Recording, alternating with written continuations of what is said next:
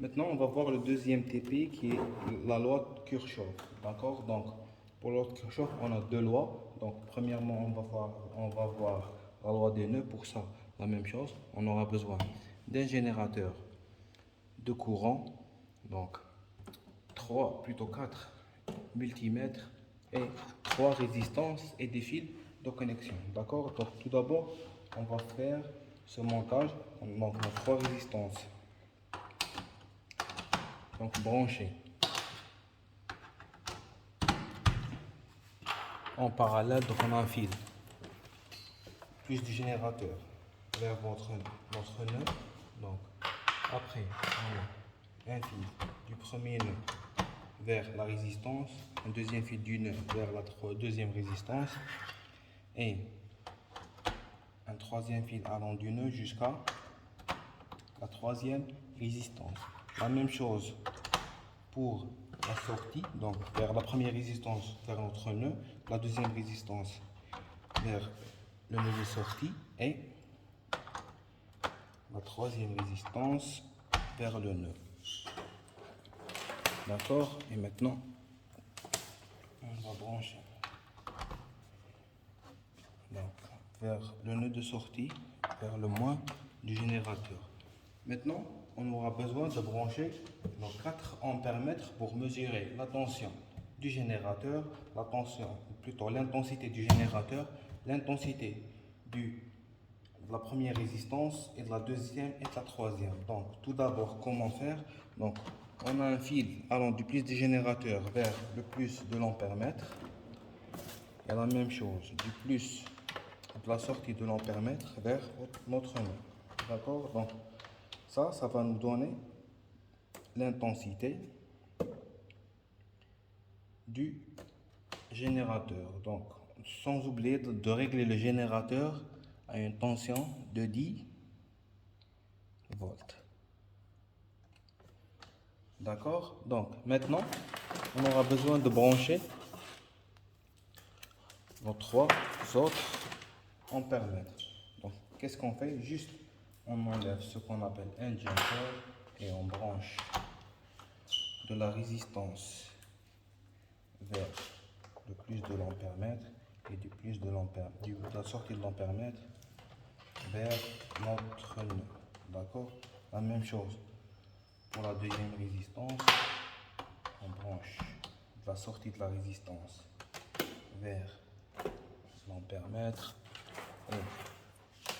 et l'ampère-mètre vers notre nœud. D'accord? Et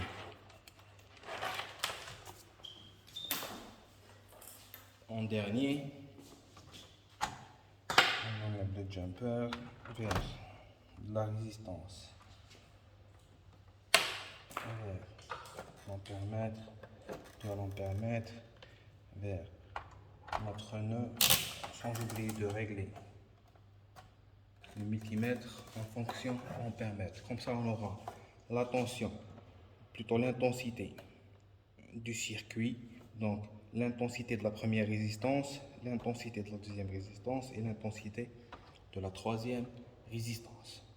Donc maintenant, pour la partie de la loi d'Ema et de la loi de Kirchhoff, la même chose. On aura besoin de nos 3 résistances qu'on va brancher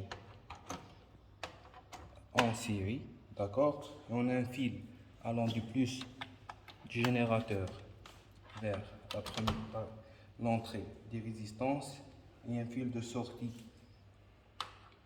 de la dernière résistance vers le moins du générateur, d'accord? Et on branche le premier voltmètre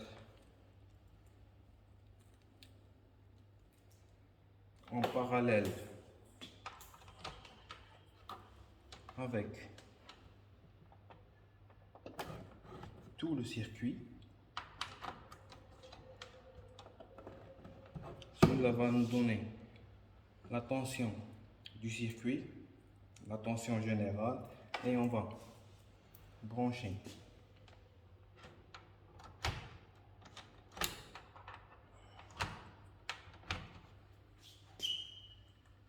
la première résistance en parallèle avec le voltmètre qui va nous donner la tension de la première résistance. Donc la même chose avec la deuxième résistance, un branchement en parallèle avec la résistance qui va nous donner la tension de la deuxième résistance, et pour la dernière la même chose, un branchement en parallèle avec le voltmètre